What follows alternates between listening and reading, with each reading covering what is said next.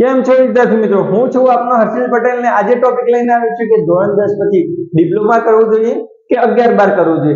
ધોરણ 10 પછી ડિપ્લોમા કરવું કે 11-12 કરવું એનો નિર્ણય તો તમારે જ કરવાનો છે. પણ અહીંયા શું આપણે થોડી વાત જાણીશું, થોડા ફાયદા થોડા નુકસાન વિશે જાણીશું તો આપણને ક્લિયર થાય કે ભાઈ આપણે ડિપ્લોમા કરવું જોઈએ ધોરણ 10 પછી કે 11-12 કરવું જોઈએ. તો ચલો વાત કરીએ, શરૂઆત કરીએ ડિપ્લોમાથી. તો અહીંયા જો તમે ધોરણ 10 પછી ડિપ્લોમા કરો તો શું, તો ધોરણ 10 પછી ડિપ્લોમા કરો છો અને જ્યારે તમારું ડિપ્લોમા પૂરું થાય ત્યારે તમને ઈઝી એટલે કે સરળતાથી તમને જોબ મળી જાય છે. ડિપ્લોમાનો આ બેનિફિટ રહેશે. ધોરણ 10 પછી 3 વર્ષનું ડિપ્લોમા હોય છે. કેટલા વર્ષનું? 3 વર્ષનું ડિપ્લોમા હોય છે. આ 3 વર્ષનું ડિપ્લોમા તમે પૂરું કરો તો પછી તમને તરત જ કોઈ કંપનીમાં સરળતાથી જોબ મળી જાય છે. આ બેનિફિટ રહે છે. અને એના કમ્પેરમાં 11-12 માં તમને શું તરત જ જોબ મળતી નથી. જેવું 11-12 પૂર્ણ કરો એના પછી તમારે ડિગ્રી કરવાની હોય છે. ડિગ્રીના બેઝ ઉપર તમને જોબ મળતી હોય છે. એટલે મતલબ કે ડિપ્લોમા 11-12 માં ફાયદો નુકસાન તો તમને ખબર પડી ગઈ છે. પણ આમાં એક ફાયદો પણ છે કે જેવું તમે 11-12 અહીંયા જ્યારે તમે ડિપ્લોમા કરશો ત્યારે તમારે કોઈ એક સબ્જેક્ટ ઉપર કોઈ ફિલ્ડ ઉપર તમારે ડિપ્લોમા કરવાનું રહેશે. શું? એક ફિલ્ડ ઉપર તમારે ડિપ્લોમા કરવાનું રહેશે અને એ જ ફિલ્ડને ધ્યાનમાં રાખીને તમારે આગળ વધવાનું રહેશે. એવું નહીં કે તમારે કોઈ ફિલ્ડમાં તમે લઈ લીધી પછી આગળ વધ્યા અને પછી એમ લાગ્યું કે ભાઈ અહીંયા આ ફિલ્ડમાં આપણે ચેન્જ કરવા જેવું છે, આમાં આગળ જઈ શકીએ નહીં, આમાં કોઈ સ્કોપ નથી, મજા આવશે નહીં, તો તમે આગળ જતા એમાં ચેન્જ કરી શકો નહીં. ડિપ્લોમામાં તમે ધોરણ 10 પછી નક્કી કરી દેવું પડશે કે ભાઈ ડિપ્લોમામાં મારે આ ફિલ્ડમાં જ આગળ જવું છે, તો પછી આ ફિલ્ડમાં આગળ વધી શકો. પણ એના કમ્પેરમાં 11-12 માં તમને ફાયદો થશે. શું? 11-12 માં ફાયદો થશે. જેમ કે તમે 2 વર્ષનો ગેપ મળી જશે. ધોરણ 10 પછી જો તમે 11-12 કર્યું, શું ધોરણ 10 પછી જો તમે 11-12 કર્યું તો તમને અહીંયા physics, chemistry, maths, biology, statistic એવા સબ્જેક્ટ ભણવામાં આવશે જેમાં ડીપલી નોલેજ આપવામાં આવશે. એટલું ડીપલી નોલેજ આપવામાં આવશે કે તમે એના વિશે પૂરેપૂરું ઘણું એવું માહિતી મળી જશે કે તમારે 11-12 પછી કઈ ફિલ્ડમાં જવું એ તમે સરળતાથી નક્કી કરી શકો. અને જે ડીપલી નોલેજ મળશે એના કારણે તમારી સ્કિલ પણ વધશે. શું? 11-12 માં તમારી સ્કિલ અને નોલેજના કારણે શું તમને ઊંચી પોસ્ટ મળશે. ડિપ્લોમાના કમ્પેરમાં ઊંચી પોસ્ટ મળશે અને સેલેરી પણ ઊંચી હશે. એનો મતલબ એવું નહીં કે ભાઈ આમાં ડિપ્લોમા સેલેરી ઓછી હશે.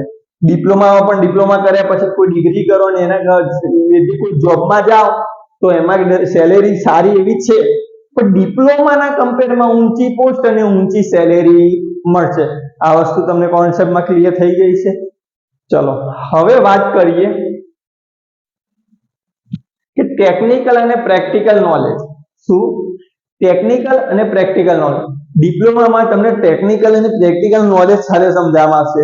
મતલબ પ્રેક્ટિકલ કરાવવામાં આવશે કે ભાઈ આને આવી કરા, આને આવી કરા, આને આવી રીતે જોઈન્ટ કરા, આને સેટ કરા, એ રીતે ઉપરથી સારી એવું ટેકનિકલ અને પ્રેક્ટિકલ નોલેજ કરવામાં આવશે. 11-12 માં એવું નહીં. 11-12 માં તમને ટેકનિકલ અને પ્રેક્ટિકલ નોલેજ મળશે નહીં. જેમ તમે ધોરણ 10 માં થિયરિકલ ભણ્યા છો ને એવી જ રીતે 11-12 માં પણ તમારે થિયરિકલ ભણવાનું આવશે. 11-12 માં તમારે સ્કિલ સાથે એટલું ડીપલીમાં નોલેજ મળશે કે તમારી સ્કિલ વધી જશે, તમારું નોલેજ પાવર એટલું વધી જશે કે તમે જ્યારે 11-12 પૂરું કરીને પછી કોઈ ડિગ્રી લેવા જશો એ ડિગ્રીમાં તમને ખબર પડી જશે કે ભાઈ આપણે અહીંયા આગળ શું કરવાનું છે, આને કેવી રીતે કરવાનું છે, એ તમને સ્કિલ અને નોલેજ મળી જશે. એટલે 11-12 નો આ ફાયદો તમને મળશે. ચલો હવે વાત કરીએ આગળ કે not eligible for entrance exam. શું? Not eligible for entrance exam. તમે ડિપ્લોમા કરો, ધોરણ 10 પછી ડિપ્લોમા કરો તો પછી આગળ કોઈ ડિગ્રી મેળવો એ તો ઠીક છે, પણ તમને કોઈ એન્ટ્રન્સ એક્ઝામ આપવા મળે નહીં. એના કમ્પેરમાં 11-12 માં તમે કોઈ પણ પ્રકારની એન્ટ્રન્સ એક્ઝામ આપી શકો છો. એન્ટ્રન્સ એક્ઝામ એટલે કે નીટ, જી, ગુજકેટ જેવી વગેરે એન્ટ્રન્સ એક્ઝામ આવે છે ને એના એટલે કે એના રિલેટેડ ગમે તે બીજી ઘણી તમે જે ફિલ્ડમાં જવા માંગો છો એ એક્ઝામો. ચાલો પછી આવે છે ટોપિકમાં less number of seat for degree. શું? Less number of seat for degree. આમાં શું, આનો મતલબ શું કે તમે જ્યારે ધોરણ 10 પછી 3 વર્ષનું ડિપ્લોમા કર્યું અને ડિપ્લોમા પછી તમે કોઈ જોબ તો મેળવો છો, પણ તમારે એવું મનમાં છે કે ભાઈ મારી ડિગ્રી પણ લેવી છે. શું તમારે મનમાં એવું છે કે ડિગ્રી પણ લેવું છે, તો તમે જ્યારે ડિગ્રી લેવા એડમિશન લેશો ત્યારે તમારું એડમિશન સેકન્ડ યરમાં થઈ જશે. શું તમારું એડમિશન કયા યરમાં થઈ જશે, એટલે કયા વર્ષમાં થઈ જશે? સેકન્ડ યરમાં જ તમારું એડમિશન થઈ જશે. એટલે એક જે પહેલું વર્ષ છે, જે કોર્સનું જે પહેલું વર્ષ છે એ તમારે ભણવાનું રહેશે નહીં. આ ફાયદો થશે કે ભાઈ તમારે પહેલું વર્ષ ભણવાનું રહેશે. સીધા ડિપ્લોમા કર્યા પછી કોઈ ડિગ્રી લેવા જાવ તો તમારું જે એડમિશન એ સેકન્ડ યરમાં થઈ જશે. એટલે હવે એનો ફાયદો તો તમને ખબર પડી કે સેકન્ડ યરમાં થશે. અને એના કમ્પેરમાં 11-12 માં તમે મોર નંબર ઓફ સીટ્સ, એટલે જેવું તમે 11-12 પૂરું કર્યું તો તમારે ડિગ્રી લેવા સ્ટાર્ટિંગ થી તમારે એડમિશન લેવું પડશે. પહેલું વર્ષ, બીજું વર્ષ, ત્રીજું વર્ષ એ રીતે ડિગ્રી માટે જે કરવાના હોય વર્ષ એ તમારે કરવા પડશે. એટલે તમને સીટ અવેલેબલ રહેશે.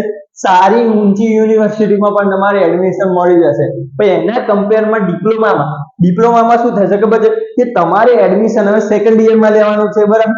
તો હવે તમારે જે એડમિશન સેકન્ડ યરમાં લેવાનું છે એમાં માટે જે સારી યુનિવર્સિટીમાં છે એના માટે તો સીટો પણ 11-12 વાળાએ લઈ લીધી. એટલે જે વધેલી ઘટેલી હશે, શું જે વધેલી ઘટેલી હશે એ તમારે સીટો અહીંયા ડિપ્લોમાના લીધે તમને મળશે. આ વસ્તુ સમજ પડી ગઈ? ચલો, અને એક બીજો કોન્સેપ્ટ કે જેવું તમે ડિપ્લોમામાં સેકન્ડ યરમાં એડમિશન લીધું એટલે તમારી પાસે સ્કિલ અને નોલેજ નહીં હોય.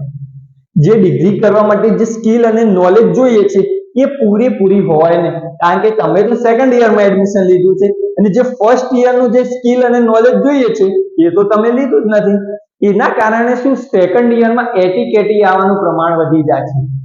શું સેકન્ડ યરમાં ફર્સ્ટ યરનું જે નોલેજ નથી લીધું એના કારણે તમારે એટીકેટી આવવાનું પ્રમાણ વધી જાય છે. પણ એના કમ્પેરમાં 11-12 માં તમને શું કે તમે પહેલેથી સ્ટાર્ટિંગથી જ ભાઈ નોલેજ લેવાનું સ્ટાર્ટ કર્યું છે, એટલે તમારી સ્કિલ પાવર અને નોલેજ પાવર પણ શું હોય છે, વધારે હશે. એના કારણે તમે સરળતાથી જીવનમાં આગળ વધી શકો. એટલે ધ્યાન રાખો કે કોઈ પણ વસ્તુ કરો ને તો એના માટે ગોલ નક્કી કરી રાખો. જો તમારો ગોલ હશે ને તો તમે જીવનમાં કોઈ પણ જગ્યાએ આગળ વધી શકો, ક્યારે પણ પાછા પડશો નહીં. તમે આજુબાજુ જોવું હોય ને તો જે વ્યક્તિના ગોલ હોય ને જીવનમાં એ વ્યક્તિને ક્યારે પૂછવાની, એ વ્યક્તિ પાસે નોલેજ લેવાય. એ હંમેશા ઊંચું જીતાતો હોય, હંમેશા આગળ જવાની વાતો કરતો હોય. પણ જે વ્યક્તિને ગોલ નથી એ બીજી બધી વાતોમાં વધારે ડિસ્ટર્બન્સ કરતો હોય છે, જે તે પોતે પણ ડિસ્ટર્બ થાય અને બીજાને પણ ડિસ્ટર્બ કરે. એટલે એકમાત્ર વિદ્યાર્થી એટલું જ કહેવા માંગુ છું કે જીવનમાં ગોલ રાખો. જો તમે ગોલ રાખ્યો ને અને ગોલ પ્રમાણે મહેનત કરીને તો તમને આગળ જતા 100% ગેરંટી સાથે, વિશ્વાસ સાથે કહું કે તમને આગળ જતા કોઈ રોકી શકશે નહીં. આટલી વાત હતી કે ડિપ્લોમા અને 11-12 કરો છો એમાં આટલો ડિફરન્સ છે. હવે તમે નક્કી કરશો, 100% વિશ્વાસ સાથે કહું છું, હવે તમે નક્કી કરી શકો ભાઈ તમારે 10મા પછી 11-12 કરવું જોઈએ કે ડિપ્લોમા કરવું. હવે ધ્યાન આપો કે આ તો 10મા પછીની વાત છે. પણ જો તમે 11-12 પછી ડિપ્લોમા કરો છો, શું 11-12 પછી જો ડિપ્લોમા કરો છો તો 11-12 પછી તમારું ડિપ્લોમા કેટલા વર્ષનું હશે? 2 વર્ષનું હશે, એટલે કે 2 years. એટલે તમારું ડિપ્લોમા જે હશે 2 વર્ષનું હશે. 3 વર્ષની જગ્યાએ શું હશે? 2 વર્ષનું હશે જો 11-12 પછી કરો તો. હા, તો 10મા પછી આપણે મોસ્ટ ઓફલી વિદ્યાર્થીઓ 10મા પછી વિચાર્યા છે કે ભાઈ આપણે 11-12 માં જવું કે ડિપ્લોમામાં જવું. તો ચલો, આ તમને નોલેજેબલ, હેલ્પફુલ લાગ્યું હોય, મદદગાર લાગ્યું હોય તો આ વિડીયોને લાઈક, સબસ્ક્રાઇબ અને શેર કરવું અને કમેન્ટમાં જણાવો કે કેવો લાગ્યો વિડીયો.